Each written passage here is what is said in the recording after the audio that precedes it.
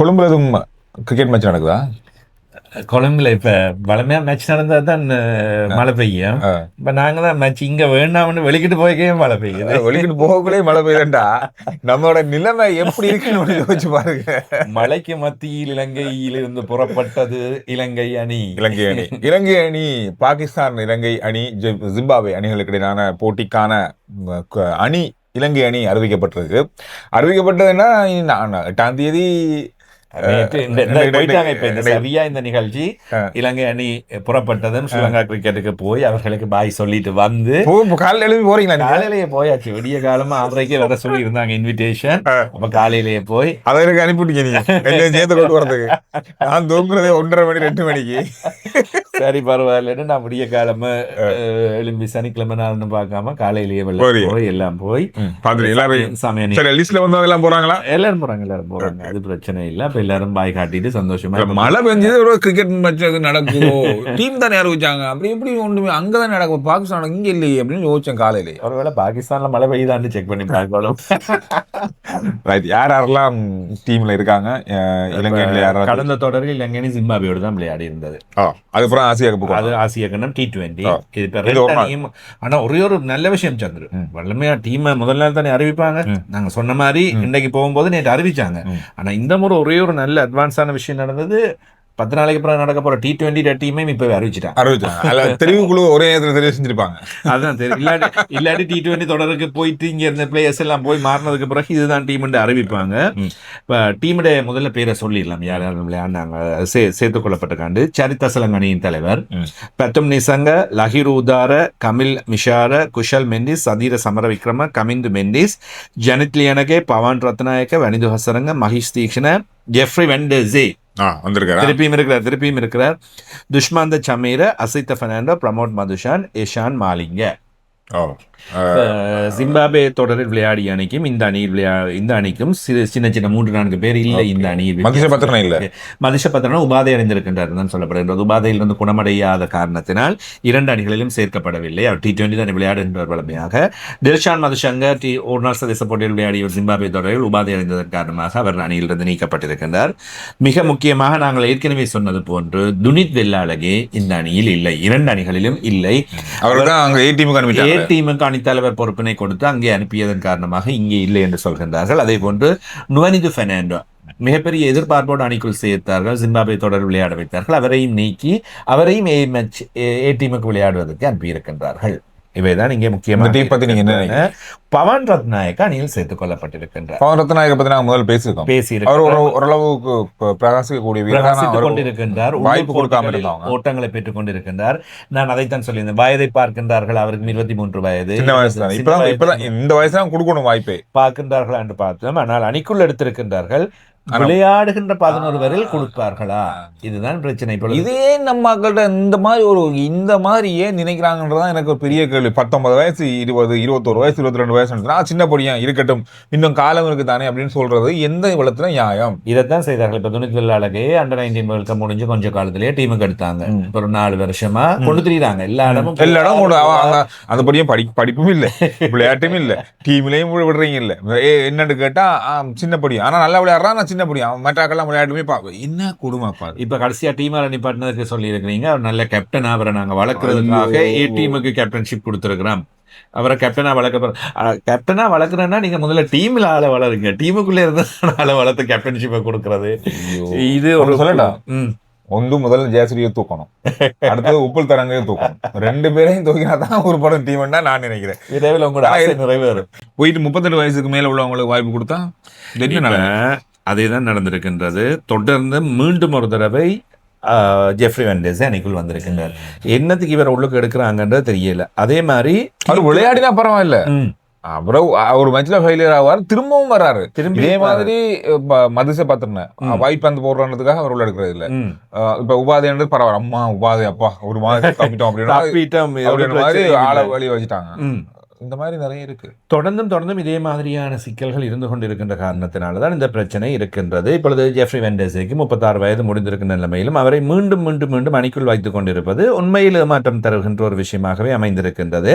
Zimbabwe தொடரிலும் கொண்டு போனார்கள், விளையாடவில்லை அல்லது பிரகாசிக்கவில்லை, அணியிலிருந்து நீக்கப்பட்டார். T20 அணிக்குள் இப்பொழுது பானுக ராஜபக்ஷவை கொண்டு வந்திருக்கின்றார்கள். பானுக ராஜபக்ஷவை திறமையான வீரர் என்ற பேச்சு இருக்கின்றது, அல்லது திறமையான வீரர் தான் உள்ள போட்டிகளில் பிரகாசிப்பார். ஆனால் அவரை தேசிய ரீதியில் அவரால் பிரகாசிக்க முடியவில்லை. இல்ல அவரு, எனவே அவரை அவருக்கும் வாய்ப்பு கொடுக்காம தான் இருக்காங்க அவங்க. அதைத்தான் இப்பொழுது அந்த அவர் காணுமினி 30 வயதை தாண்டி விட்டது அல்லது அதுக்கு மேல் போகின்றது. 30 வயதுல எந்த அளவு வாய்ப்பு கொடுத்தாங்க அவங்க? தாராளமாக பானுக ராஜபக்ஷ கிடைத்தது. அவர் பானுக ராஜபக்ஷ உண்மையில் சர்வதேச ரீதியிலான போட்டிகளில் பிரகாசிக்க தவறியது மிக குறைவு அவருடைய பிரச்சனை. எனவே அவர் அதன் காரணமாக அணியை விட்டு போக வேண்டிய நிலைமை வந்தது. மீண்டும் அவரை இப்பொழுது கொண்டு வருகின்றார்கள். 34 வயது சந்திரன். எனவே 34 வயதில் மீண்டும் T20 அணிக்குள் கொண்டு வருகின்றார்கள். வயது போன அங்கிள்ஸை வச்சுக்கொண்டு விளையாடுற மாதிரியான ஒரு டீம் மாதிரி 34 வயசு அங்கிள் சொல்லாதீங்க. கிரிக்கெட்ல அதை சொல்லி அந்த வார்த்தையை பயன்படுத்தினாங்க. நம்ம எல்லாம் எந்த நிலைமை யோசிக்க வேண்டி வருது எனக்கு. அதுதான் நாங்க இங்க அங்கிள் கேட்டகரியில இல்லைன்னு நினைப்பல நீங்க இருக்கிறீங்களோ. அப்ப இப்படியாக இலங்கை அணி அறிவிக்கப்பட்டிருக்குது. இன்னொரு விஷயம் சந்திரு, தசுன் சானுக்க T20 அணியின் உபதலைவராக அறிவிக்கப்பட்டிருக்கின்றார். T20க்கு உபதலைவர் அறிவிங்க, ஓகே ஃபைன். தசுன் சானுக்க முன்னாள் தலைவர், அவரை கொண்டு வந்து இப்பொழுது கொடுத்திருக்கின்றார். ஆனா ஒரு நாள் சதேச போட்டி உபதலைவர் இல்ல. இது ஏண்டாப்பா? அது இந்த தசுன் சானுக்கு விளையாடுறதானே இல்ல. ஒரு நாள் சதேச போட்டியில அவர் அணிலையும் இல்லை. 14 கேப்டனுக்கு யாரும் இல்லைன்னு நினைச்சிருப்பாங்க. இல்ல இப்ப T20க்கு ஒரு வைஸ் கேப்டனை கொடுக்குறீங்கடா, இங்க இல்லையா? நீங்க கொடுக்குறது ஆக்கள் தாங்க நான் கொடுக்குறோம். இந்த 16 பேர் இருக்கிறதுல அப்படி கொடுக்கல. அப்படி யாரும் கேப்டன் இல்லங்க. குஷால் மெண்டிஸுக்கு அது கொடுங்க. இல்ல கொடுக்கல. அவர் ஒரு 2-3 பால்ல சில அவுட் ஆயிடுவாங்க. 10 நிமிஷம் கொடுங்க. 10 நிமிஷம் கொடுக்கலாம். 10 நிமிஷம் கொடுக்கலாம். போர்னஸ் போட்டியிலேயே ஒரு உபதலைவரை கொடுத்து அடுத்த அணி தலைவரை வளருங்களே. அதை விட்டுட்டு அணித்தலைவரை வளர்க்கிற குஷல் மெண்டிஸ் இப்படியான நிலைமை காணப்படுகிறது. சரி, T20 அணியையும் சொல்லிவிடுகின்றேன். சரிதசலங்க அணியின் தலைவர் பத்தும் நிஷங்க, குஷல் மெண்டிஸ், குஷல் பெரேரா, கமில் மிஷார, தசுன் சானுக்க அணியின் உபதலைவர் கமிந்து மெண்டிஸ், பானுக ராஜபக்ஷ, ஜனித் லியானகே, வெனிது ஹசரங்க, மஹிஷ் தீக்ஷண, துஷான் ஹேமந்த, துஷ்மாந்த சமீர, நுவான் துஷார, அசித்த பெர்னாண்டோ, ஏஷான் மாலிங்க. இவர்கள் அனைவரும் ஏஷான் மாலிங்க தானே மாலிங்க மாதிரி போல் போடுவார்.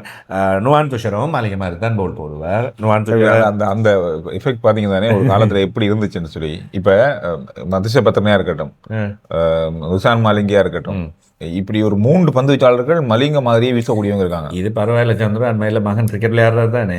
மெச்சன்ல போய் பார்த்தா 13 வயசுக்கு உட்பட்ட போட்டியிலே முறைப்படியும் அதே மாதிரி ஓடி. லசித் மாலிங்கும் மதிஷ பத்திரனும் கலந்த கலவையில மாதிரி போடுறான். ஆனா ஒரு நேரம் முரளி மாதிரி கோல் போட்டுருந்தான். ஆனா எல்லாருக்குமே அந்த முரல்பந்து வீச முடியாதுன்றதுக்காக அது யாராலையும் வர முடியல. ஆனா இந்த மாதிரி லசித் மாலிங்க மாதிரி வேகப்பந்து வீச்சாளர்கள் யாரா இருந்தாலும் லசித் மாலிங்க மாதிரியே பந்து வீசுறது தான் ஒரு பெரிய ஒரு ட்ரெண்டே ஒரு காலத்துல. அண்மையில் லசித் மாலிங்கன்னு சொல்லி இருந்தார், இன்னும் சிலரும் சொல்லி இருந்தார்கள். ஒருவர் போன்று பந்து வீச்சை நீங்கள் பல அது என்னன்னா அந்த ஸ்பெஷாலிட்டி எல்லாம் போயிடும். அது ஒரு விஷயம் இருக்கு. இப்ப லசித் மாலிங்க மாதிரி பந்து வீசும்போது அந்த கூடிய வேகத்தை எடுக்கலாம் அந்த அவரோட ஸ்டைல்ல. அது எல்லாருக்கும் வராது. இல்ல அவருடைய வேகம் மாத்திரமில்ல, அவருடைய நேர்த்தி இருந்தது. இப்படித்தான் பந்து வீச வேண்டும். அதுல பார்க்க அந்த ஜோக்கர் வீச ஜோக்கர் வீசலாம். ஒரு 6 பந்துகளையும் ஜோக்கர் வீசலாம். அது மலிங்கவுக்கு அப்படி கொண்டு வந்து வீசக்கூடியதாக இருந்தது. ஆனால் மதிச பத்திரனோ நுவான் துஷாரவோ இஷான் மாலிங்கவாலோ வீச முடியவில்லை. சரியா இடத்துக்கு கை வீசலாம், கையை கொண்டு வந்து எல்லாரும் விடலாம். பந்து அங்கே போறது அந்த இடத்துக்கு கொண்டு போவார். அதுதான் மாலிங்கவின் சக்சஸ்.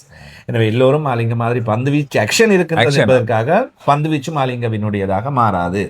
இந்த முறை நான் ஒன்று சொல்லட்டேன் அவங்களுக்கு, இது எழுதி வைங்க நடக்கும். பாகிஸ்தானுக்கு வெள்ளுவலன்னு இலங்கை அணி இந்த முறை வளர்க்கும் அப்படின்றீங்க? கண்டிப்பா வளர்க்கும். எனக்கு தான் கொஞ்சம் கஷ்டமா இருக்குமோன்ற மாதிரி இல்ல.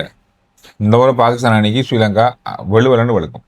ரைட். செவ்வாய்க்கிழமை 11ஆம் தேதி ஒரு நாள் சதேச போட்டி தொடர் ஆரம்பமானது. 11, 13, 15ஆம் தேதிகள் 3 நாட்களும் ஒரு நாள் சதேச போட்டிகள். அதன் பின்னர் இலங்கை, ஜிம்பாப்வே, பாகிஸ்தான் பங்கு பெற்றுகின்ற T20 தொடர். இலங்கை தான் பாருங்க சீரிஸ் தானே 2. அப்ப நாங்கள் அதை இன்னும் கொஞ்சம் டீப்பா விரிவா திருப்பி இன்னொரு நிகழ்ச்சியில பேசுவோம். அதை பத்தி பேசலாம்.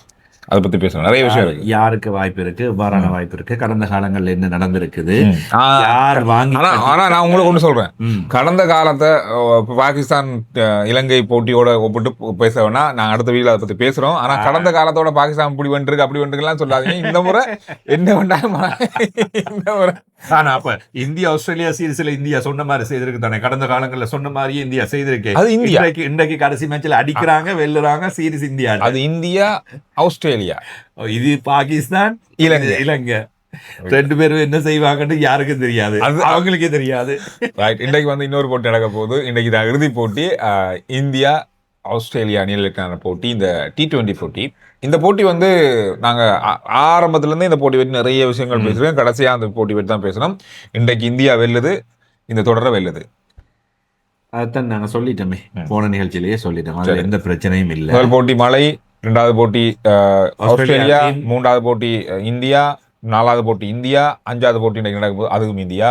தொடர் இந்தியா 3-1 தொடர் வெல்கின்றது. T20 போட்டிகளில் ஆஸ்திரேலியா எல்லாம் பெரிய ராஜாக்கள் இல்லை என்றது, இந்தியா தான் ராஜாக்கள் என்றது இன்றைய நாளில் உங்களுக்கு தெரிய வரும். 5 மணிக்கு நீங்க இல்லைன்னா நான் இந்த வீடியோவை அப்படிதான் வச்சிருப்போம்.